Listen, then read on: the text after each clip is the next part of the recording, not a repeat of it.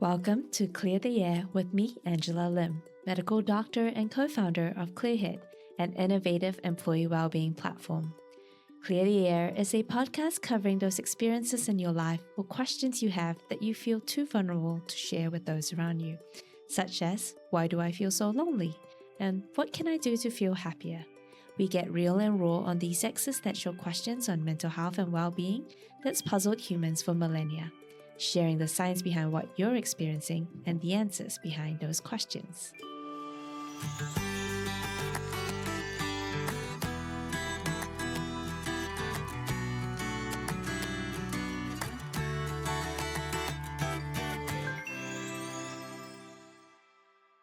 Fine is the most frequently logged mood on the Clearhead platform, yet it often masks a deeper sense of stress, disconnection, or simply going through the motions. We often answer, I'm fine, without truly reflecting on how we're doing, especially when we're stuck in survival mode.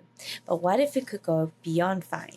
In this episode, I'm joined by clinical psychologist and founder of the Positivity Institute, Dr. Suzy Green, to explore what it really means to move beyond fine. Together, we'll unpack the shift from surviving to thriving, drawing on the science of positive psychology to offer practical tools for building resilience, meaning, and mental well-being, both in life and at work.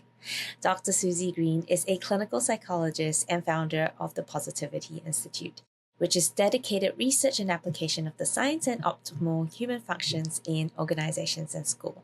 She is a leader in coaching psychology and published over 20 peer-reviewed journal articles. She lectures at the University of Sydney and is a fellow of Australia's Mental Health Black Dog Institute. She's worked with many large organizations such as ANZ, Fitbit, Nivea, and more. So welcome, Suzy. Hello, Angela. It's lovely to be with you here again today. That's great. So Suzy, let's chat a little bit about how are things with you right now? Yeah, well, I can't recall when we last spoke, over a year ago at least. I think maybe 18 months. That's right. So I'm doing pretty well today, but in the last 2 years, I've lost both my elderly parents, Angela. So at 96 years of age, which, it's a mix of emotions because I feel so grateful to have had them for so long in my life, and they got to see their great-grandchildren, which is amazing. Plus, I should mention I'm a grandparent now of 3 grandchildren. So I guess that mix of those personal challenges of losing parents has been very challenging for me, probably one of the biggest growth opportunities is one way to put it, but also becoming a grandparent, which has also been another incredible growth opportunity, Angela, and mixed together with making some changes in the way that I'm working. I've worked pretty hard, a little bit older than you, Angela, so I've been at it for a bit longer than you and really trying to find some ways to be a little bit more.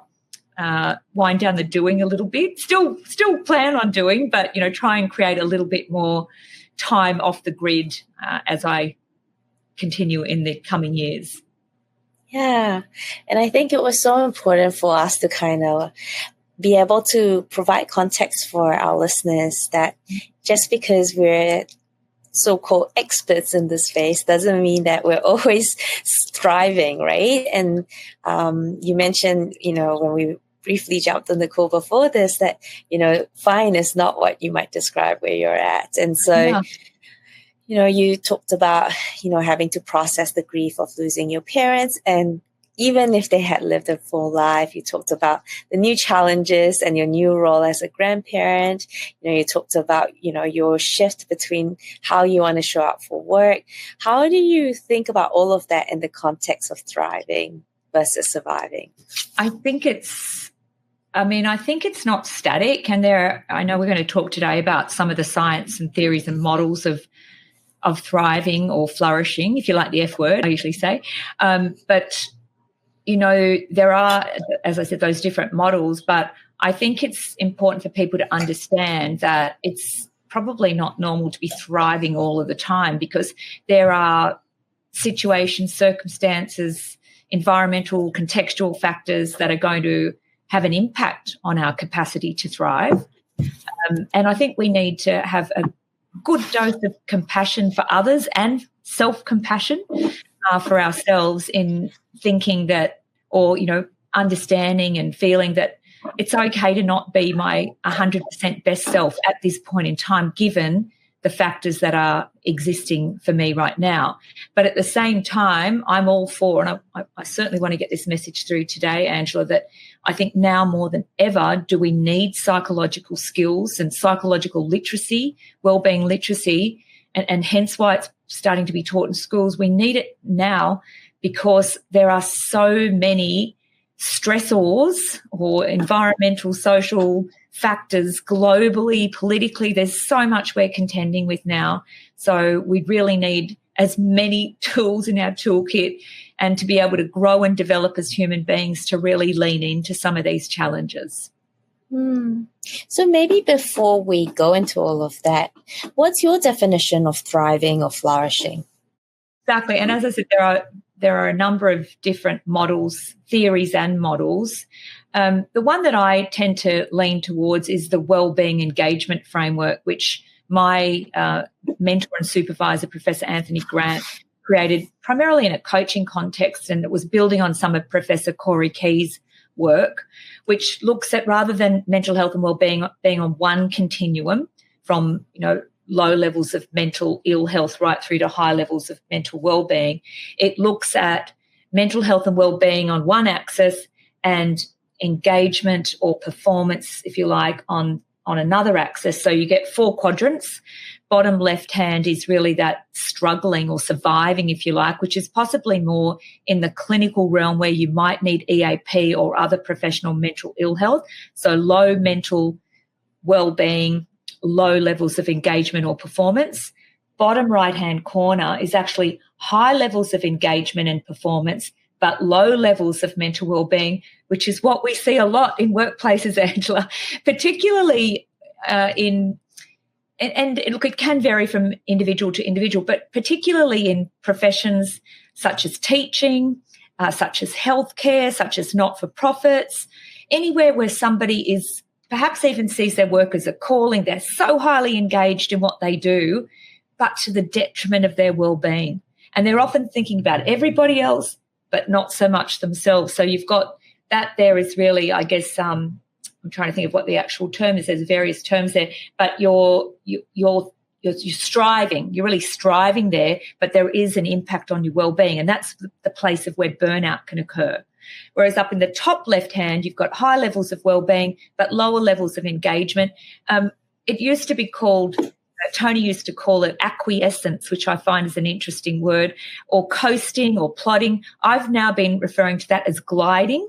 And to be honest, Angela, I don't mind a little bit of gliding, particularly after I've been really working full on a project or something. We all need periods of oscillation is the technical or the medical term, I think. You're a medical practitioner, but the term that's come out of a lot of the work around energy management by Lauren Schwartz talks about this concept of oscillating, which basically is the space between energy expended and energy renewal. And I know you're today in a place where you're absolutely being renewed, because I know you're in a space that's surrounded by nature and forest at the moment. So you've nothing necessarily wrong with that, but on that model, the thriving is the top right hand, which is high well-being, high levels of engagement, performance. And when I say that, I mean using your strengths, a lot of what Marty Seligman referred to as PERMA, so positive emotions, engagement in flow, using your strengths, positive relationships, sense of meaning and purpose, and a sense of accomplishment. But really, we don't want people to think it's abnormal to move in and out of these states. I think it's more normal. We just ideally don't want people to spiral back to the struggling, the surviving, if we can. So that's why we want to equip ourselves, but we want to equip people at a systems level so that if I'm not doing well, because when you're in the thick of it, as I know and you will know, it's much harder to apply those skills. And often, you hear people say, exercise, I've stopped exercise, I'm just too busy, I can't cope with it. And in fact, exercise should be the very last thing to go when we're, going through adversity. But if we have more people around us that are equipped have psychological literacy capability, as I was saying, they can support us, much like that video. I often quote that video, Angela, Lessons from Geese, and you can Google it. It's a common leadership video. It's been updated. I went looking for a copy the other week, and it's about how geese fly in the V formation. And if one goose is not well and it drops back, another goose will drop back with it. And so they take care of it. They either take it off to safety or they help bring it back up into the V formation. And that's how I see how we can all help each other and why it's so important, particularly through workplaces, that we all are equipped to be able to do that for each other. Maybe before we go into some of the systemic questions, you mentioned that you don't expect someone to always be thriving. Is there like a normal proportion or a ideal proportion? Should it be like 80% of the time you're thriving? How do you think about that? Well, I guess, it's a hard one to comment on. I'm just trying to think of, there was some early research that you might be familiar with that was referred to as the positivity ratio, which was conducted by Barbara Fredrickson and Marshall Lasada, which was actually retracted from the academic peer-reviewed articles because the mathematical or statistical analysis was incorrect.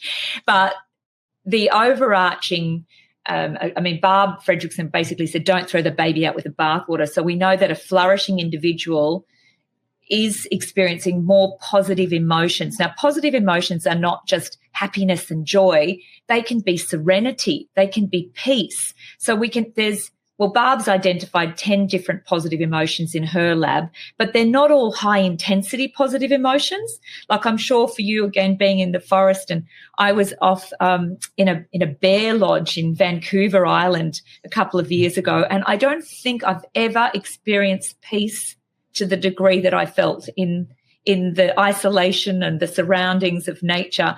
So I think when we're talking about flourishing and thriving, we are talking about having higher levels of positive emotions, more hopeful and optimistic thinking.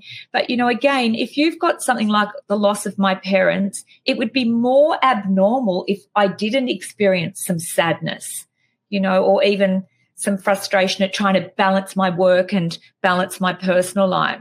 So I think we need to, and I believe, although perhaps the myth still exists out there that positive psychology is just about toxic positivity and being happy, it's so not. We're up to third wave now, which is more about the acknowledgement of the full range of human emotions, and that, in fact, sometimes it's through the struggle, as you will know, Angela, it's through the struggle that we grow. Unfortunately, sometimes it's not until hindsight that we look back and we see the benefit of going through that. And I often think with my mum and dad, like, they gave me a lot in my life. I'm so grateful. But in many ways, the grief that I've been experiencing has been an incredible gift, Angela, because I've grown. I've actually grown, and I've been looking a lot at adult development theories lately. I'm going to be presenting on that and its integration with positive psychology at the upcoming International PosPsych Congress in Brisbane in Australia.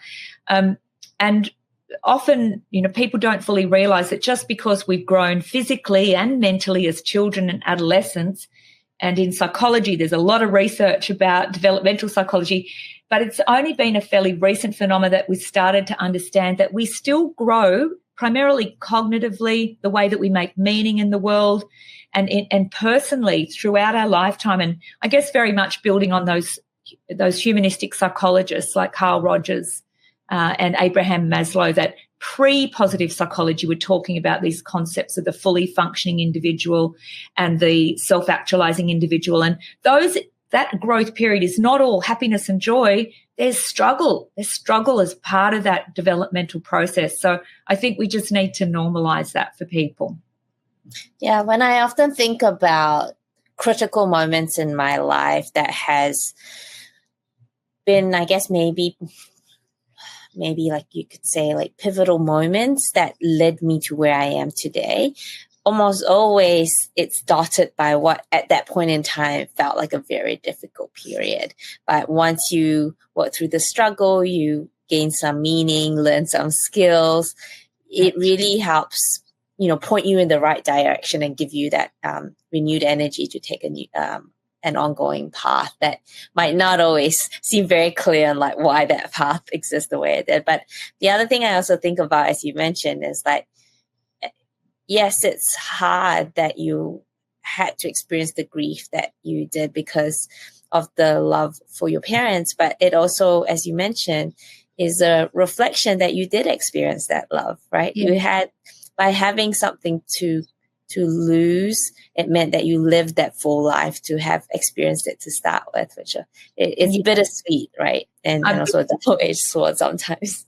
It's so true, Andrew. I've been thinking a lot about that as I come up to it's my dad's anniversary of his death in just a couple of weeks. And I've been thinking it's so true, like it just is a reflection really of how much love there was. So, but I think we also, like, I guess, you know, fortunately I'm quite equipped, but that doesn't mean that I don't get my own support. And I want people to understand, besides professional supervision that I have to have as part of my registration as a psychologist, I have actually just returned from 2.5 days working with a very skilled therapist to actually go back and look at some earlier stages of my life that I thought I had neatly tied into a little bow. Oh, no, I've got a story about that.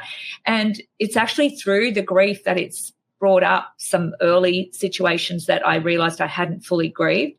So I have invested in the time and the expense of actually doing that work, still processing some of that as we speak. But, you know, and part of my, I guess, one of my messages when I moved into coaching was to encourage people to get therapy as well, because coaching is not meant to be about therapy. I mean, there are some people like myself that can sit, you know, along both of those, along that spectrum. But sometimes it's really important to go and do the therapeutic work. So, yeah, I could talk more about that, but I think we've seen the stigma start to reduce, haven't we? And it'd be great for you to hear about some of your experiences with your EAP services. I've in 25 years since I came in, have definitely seen the stigma reduced, but I still think we've got a bit of a way to go from my perspective, but we're on the right track.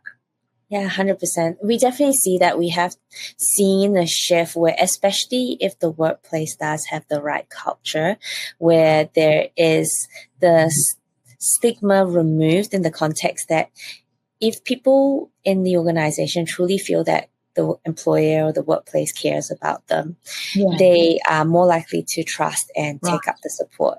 And then they are more likely to take that support up from a proactive perspective, not just a reactive perspective.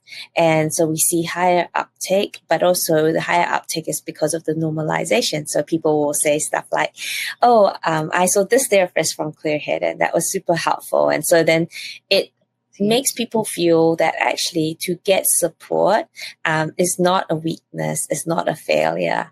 I personally myself also have a coach, and I've found that super helpful. I feel that she often gets to the heart of things that I thought was not the important point, but then she is able to kind of, as a third party or an objective person, be able to kind of point me and say, hey, look at that, you know, and then kind of help me think through something that I might have missed, but could have been a really important learning. You mentioned that, you know, coaching and therapy is different. What's the difference? Well, firstly, a lot of coaches aren't trained mental health professionals.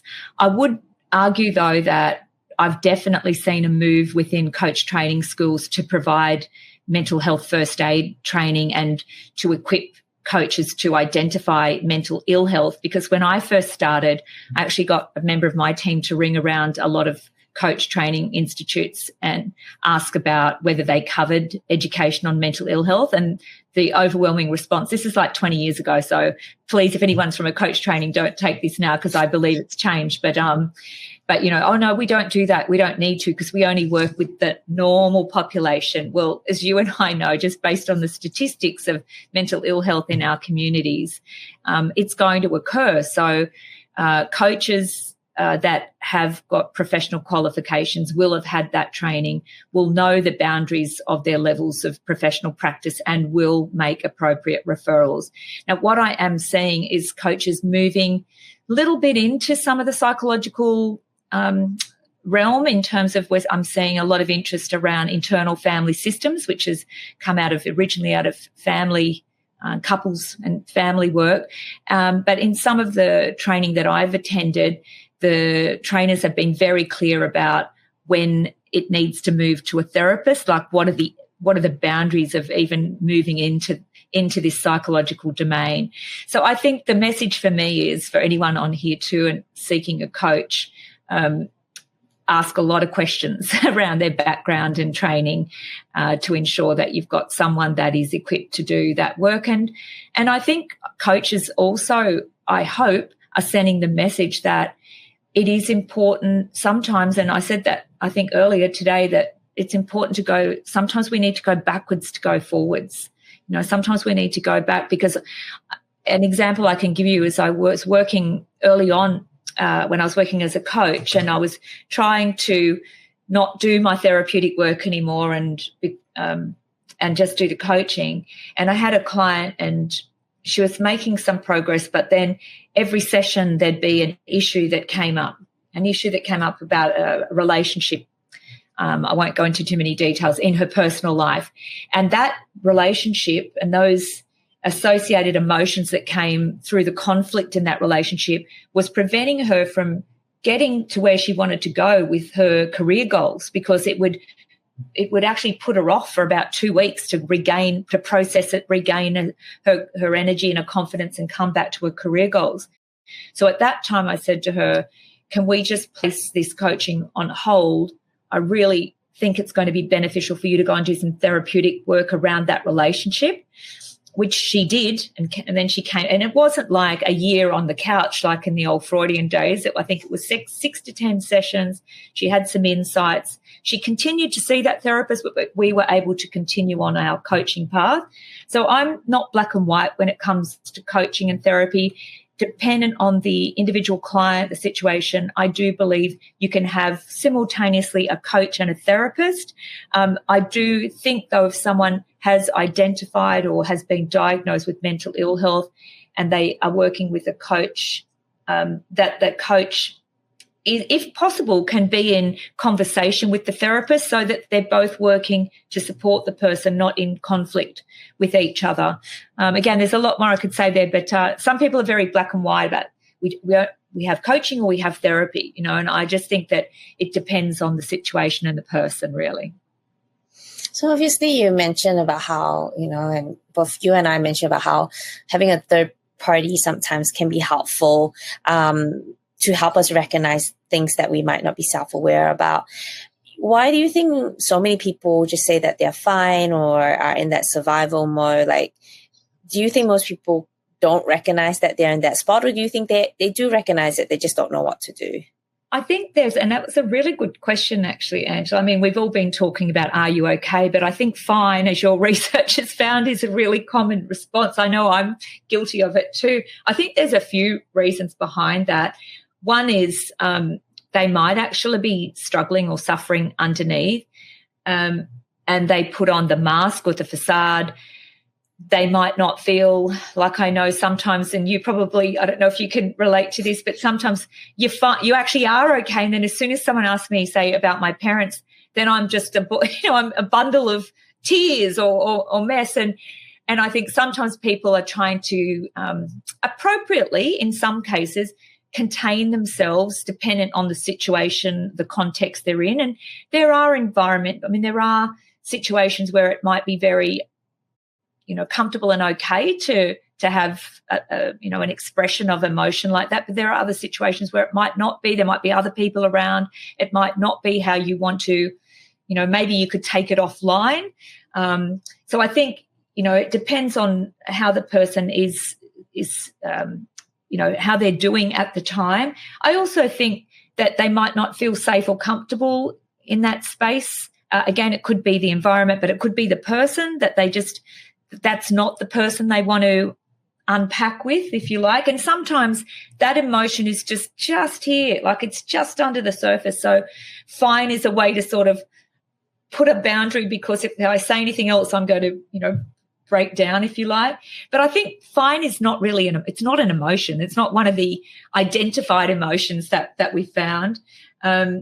So I think, if depending again on your relation with someone, if they said to me, I'm fine, if I had a good relationship with them, I'd say, look, it appears as if like now's not the right time. Do you want to get a cup of tea and, can we find a space and a time where you do want to talk about it? But if they feel like it's a pretty hard no, fine. And I noticed that they weren't their usual self and hadn't been for a little while, a week or a few weeks, I would possibly find someone that is closer to them. And I'd probably say like, hi, Angela, like I noticed like John, he just doesn't seem to be himself. Like I asked him, but I don't know. I just thought I'd let you know in case you were talking, because it might be someone that's closer to that person that can have that conversation rather than me that's at arm's length for them. I think they were the main things I wanted to say. The other thing is clearly you can often pick up from nonverbals, like the verbal might be fine, but the nonverbal might be, I'm not okay at all.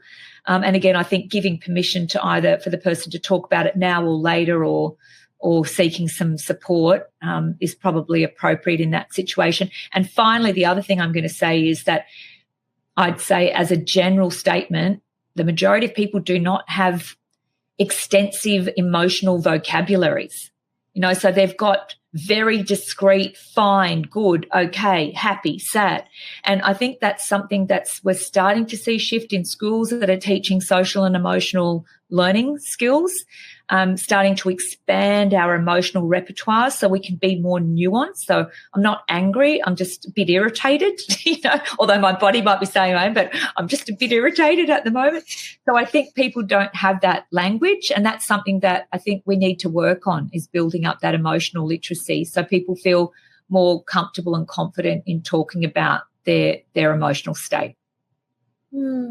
So are you saying that, let's just say I'm struggling and I feel like I'm just surviving, that all I need to do is talk to someone and then I will start thriving again? Or what else do I need to do beyond just tell people that I'm struggling? I guess there's a lot of things, but I think first up to acknowledge that I'm not, my best self. And sometimes people soldier on just like they do with a cold, don't they? And that's where that burnout, and I'm not blaming individuals for burnout because there's organisational contextual factors, as we very well know. But sometimes people do push through what they notice, that they're feeling stressed, they notice that they're feeling emotional, and they push through, rather than creating some time. I often think about, I can't remember what decade or what year it was, where people used to, privileged people, I would say, used to take time by the sea to recuperate, and we don't have to. We can, if you have got any green, any nature, just spending time in nature can be very healing or rejuvenating for us as well. There's a lot of practices we can engage in, but I think, again, getting some professional support sooner rather than later is a better choice, particularly if you've never been and you think, I don't need a therapist. And Angela, as a coach, I've had a lot of high-functioning people I've worked with over the years that have come for coaching that have said to me, I would never have gone and seen a psychologist, but this has been life-changing, not just for work, but for my personal life, because a lot of those underlying issues, if you like, not only play out at work, they play out in our personal lives too. And so it's a gift that you're not only giving to yourself, but you're giving to all of your loved ones and all of the people in your circles. And I remember watching that Netflix special by Brené Brown many years ago now, when it was quite a while ago. And she made some statement around like, stop putting your stuff onto others. Go and do the work. Because, again, a lot of this can be unconscious if we go into the deeper psychological stuff. We're not even consciously aware that this is our stuff and we're projecting it or, displacing it, subjugating it. There's a whole range of psychological terminology that goes on. So I hope, and I do think, I know I have adult children, and they're definitely more open to psychological theories and seeking support than my generation. I'm at the very beginning of Gen X. I'm still a Gen X, but yeah, it was much very different in my days in terms of all my parents, they would never have gone and got some help, So it's changing, thankfully, Angela. And I think in the big picture, that's going to be a good thing because people will grow and develop. And as we know, some people consciously choose that. Other people have life circumstances that force them into growth and development. And some people actively try not to, I would say. But again, if you can think of it, it's not just for you. It's if you really do care for the people, your loved ones, then doing that work is a gift to them also.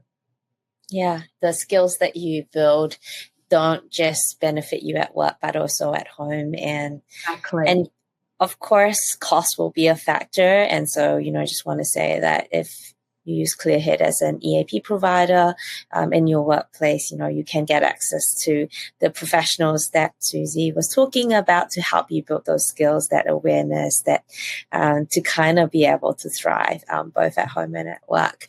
So, Angela, isn't it, to have access to those services? It's such a gift. So, yes, please, if you've never been, just go and take someone for a test drive. Yes, and also exactly.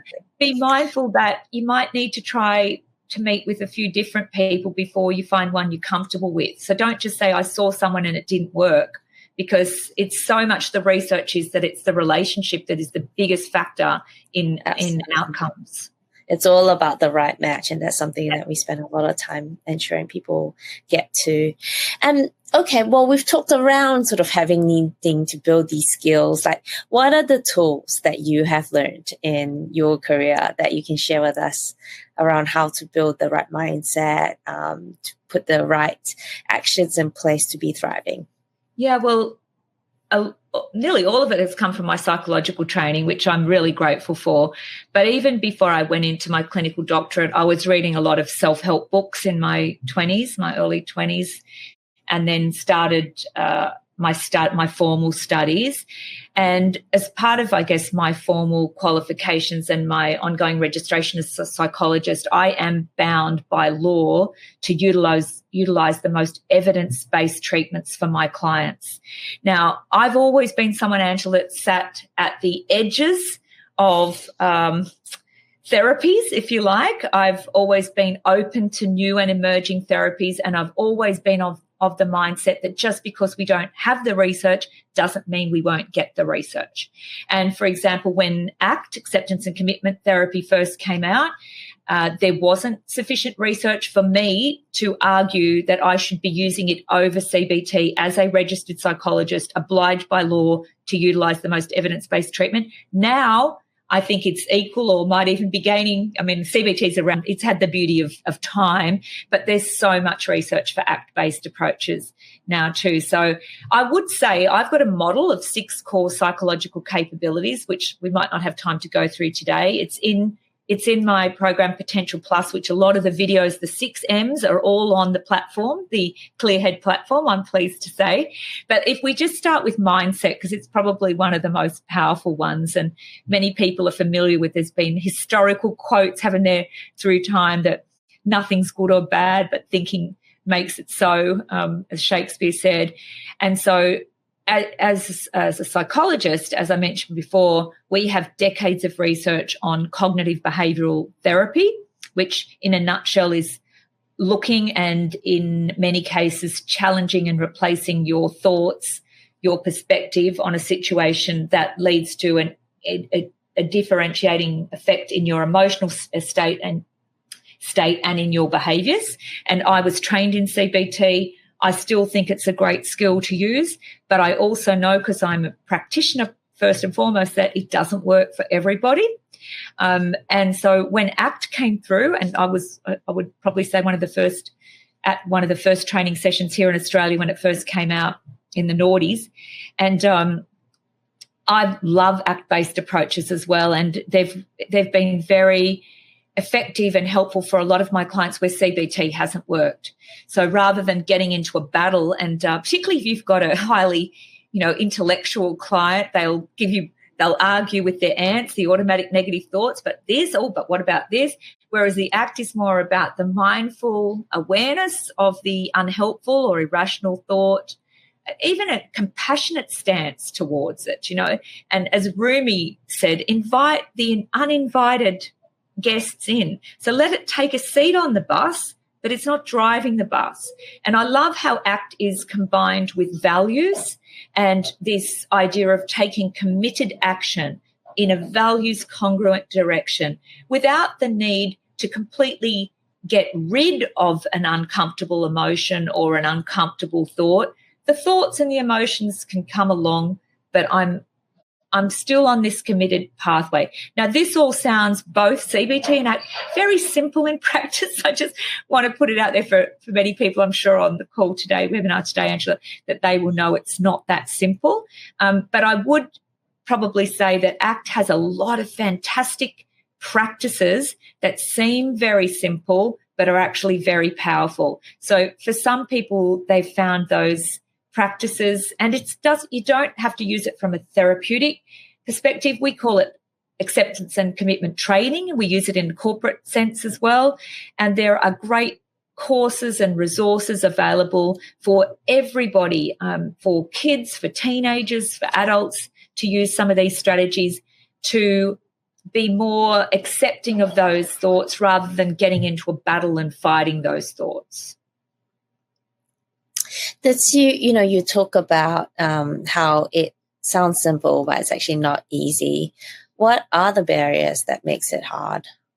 That's a really good question. Just off the top of my head, because it sounds simple, we think it should be simple, and then we try it and it's not simple. And also, when it comes to CBT, we are literally rewiring our brain in many ways. So if we have had core beliefs, which for those that are familiar with CBT, that sit underneath an automatic negative thought, they've been there from early childhood. And they have developed sometimes what we refer to as the term schemas about how we see ourselves, others, and the world, these ways of seeing ourselves. And those neural pathways fired, and they're very strong. And so when we start doing the work on ourselves and our mindsets and our perspective, we're literally building up new neural pathways, new perspectives, new pathways.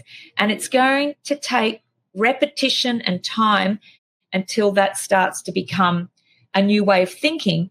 And in saying that, Angela, I'm also very interested in the therapeutic move towards more somatic type approaches, such as yoga-informed, even EMDR, psychedelic-assisted psychotherapy. So some of these newer, more somatic type, which means feeling it in our body, have really resonated with me because I've known the limitations of just the cognitive approaches.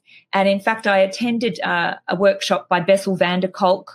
Some will know he is a little bit not provocative, I would say, but some people are, critical of his approaches within psychiatry.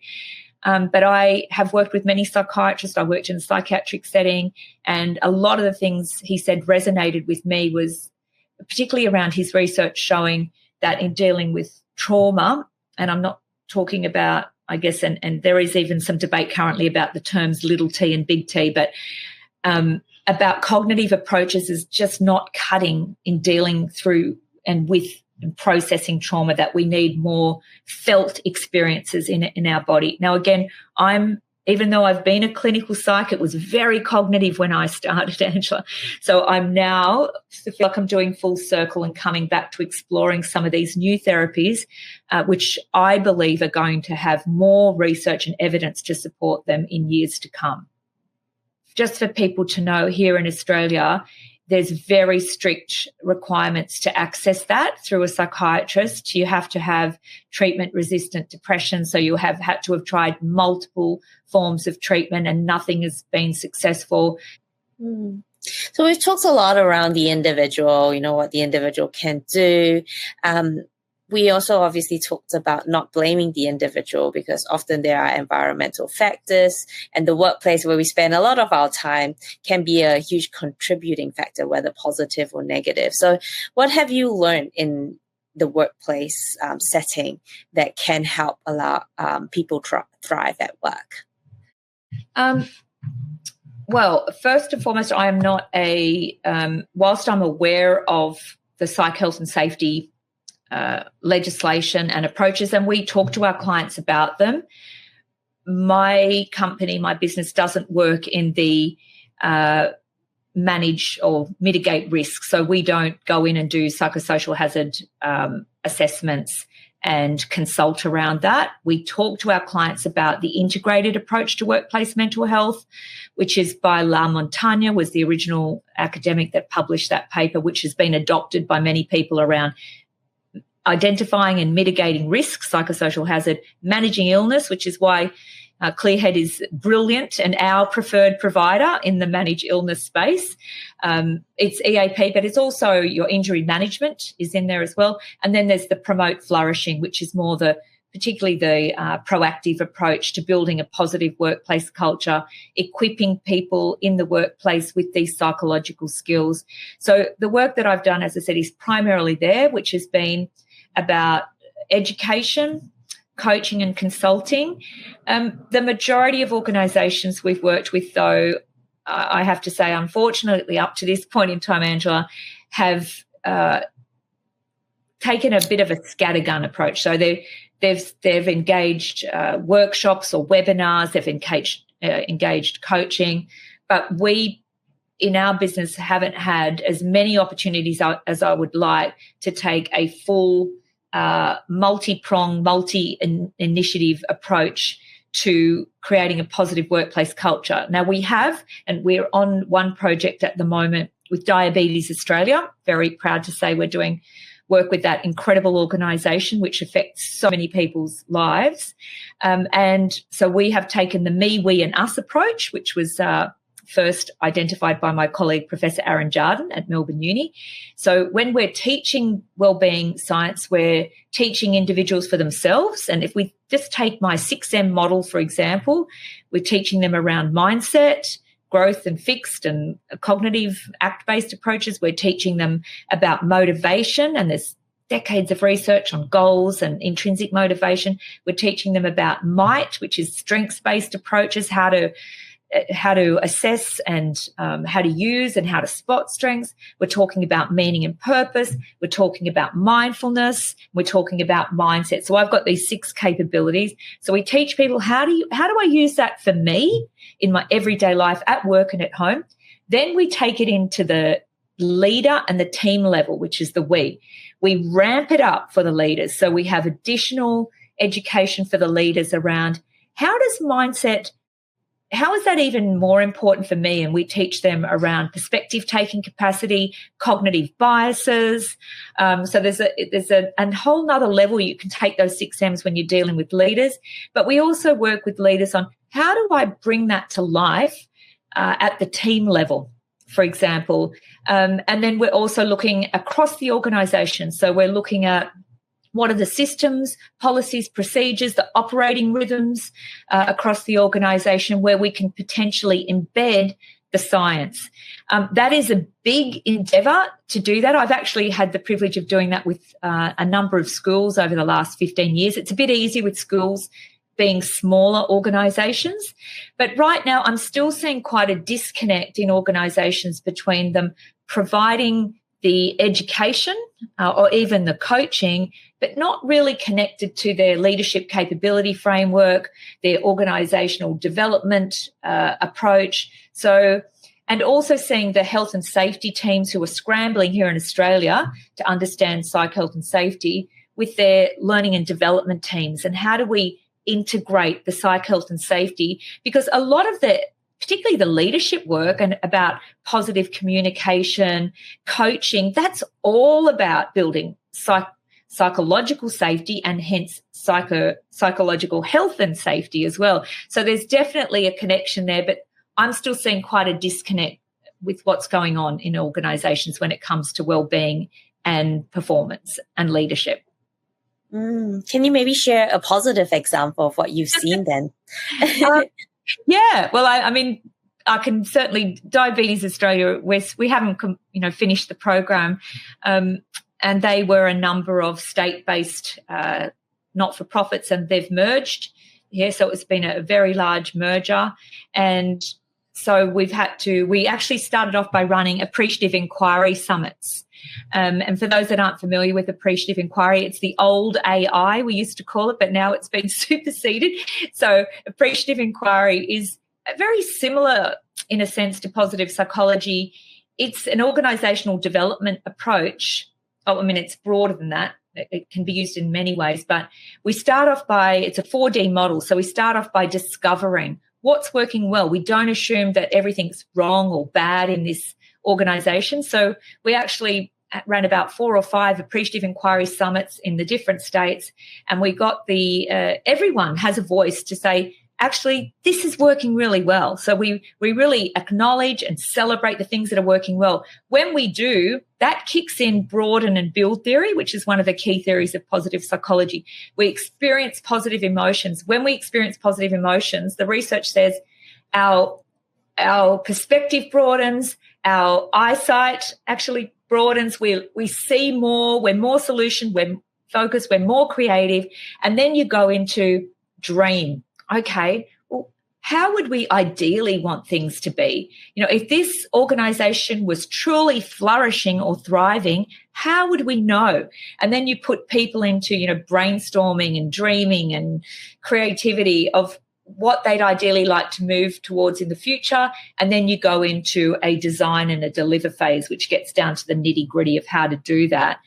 At Diabetes Australia, we've worked with the group executive, providing them with some leadership development, specifically around positive leadership, which is aligned to positive psychology.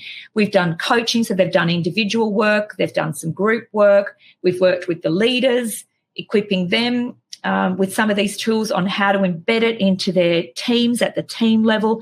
And then everybody has been provided with our program Potential Plus, have monthly webinars, and then the HR team, the people and culture team we've been working with, and they're acting also as climate engineers to go out and work with the teams within the organisation.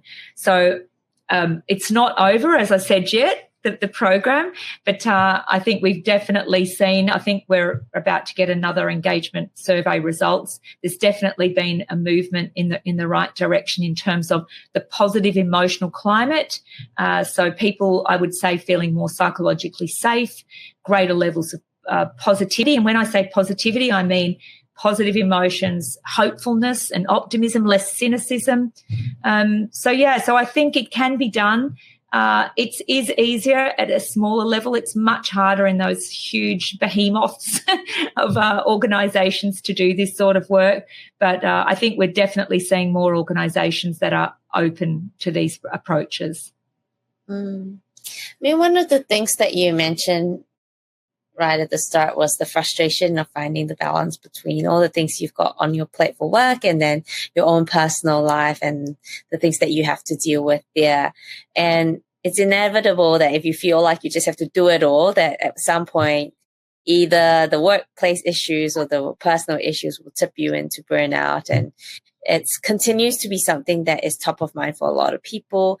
But there's also a lot of pressure at the moment around performance and the ability to maintain a high-performing team in the context of the current economic climate. You got to do more with less.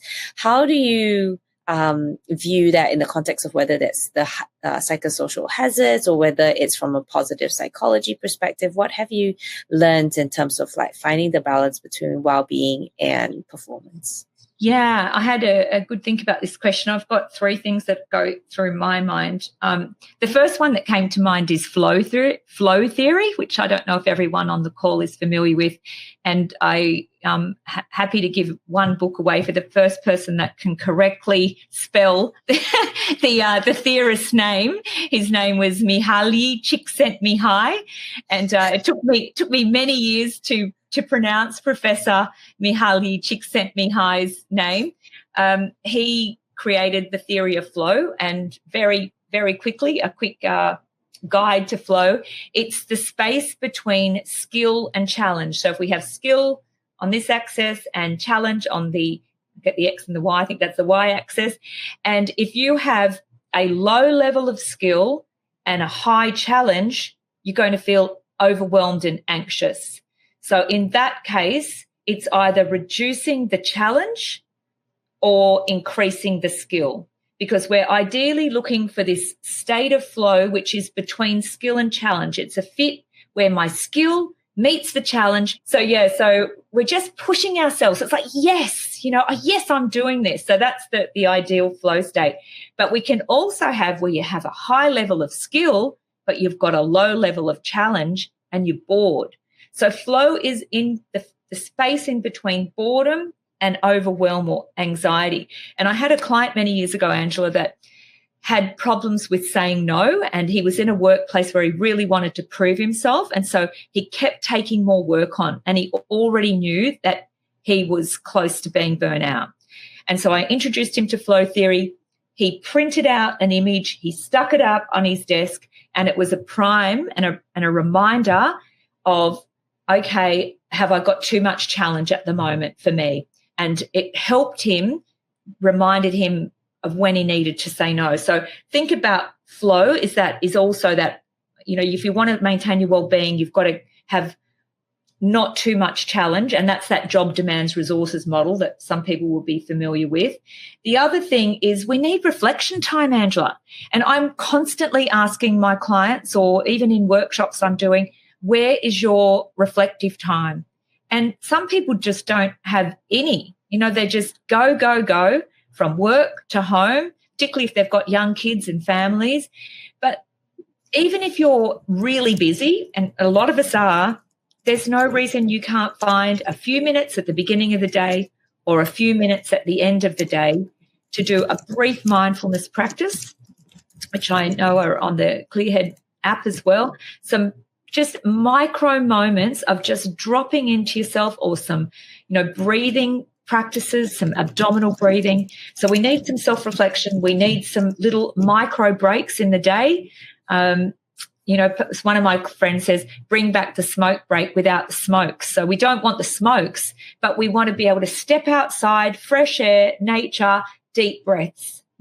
Think about our mini breaks every seasonal breaks, and think about macro, so the broader breaks that we have too. So there's a lot of things we can do, Angela, to help ourselves, but also organisations, as we know, need to be party to this. Is there anything else you want to share with us today? We've, obviously went a bit of a round tour today and all the different things. Yeah, there's so much, and I know we had a lot of questions to start with. No, I think my main message is, firstly, it's so good to see that there's acknowledgement of that shared responsibility for mental health and well-being between the individual and the organisation, and that organisations are starting to take that responsibility seriously. But there's absolutely nothing wrong, and in fact, my message is to encourage people to learn these psychological skills. Their children, not in all schools yet, but in the future, all schools will be teaching children these skills. To actively invest in your personal growth and development, because there will be well-being. If there might be some struggle, and that's okay, but the overall impact will be better for you and for everyone in your circle. That's amazing. Well, we like to end these sessions with one simple question, which is, what is your one well-being practice that you do to stay well, Suzy?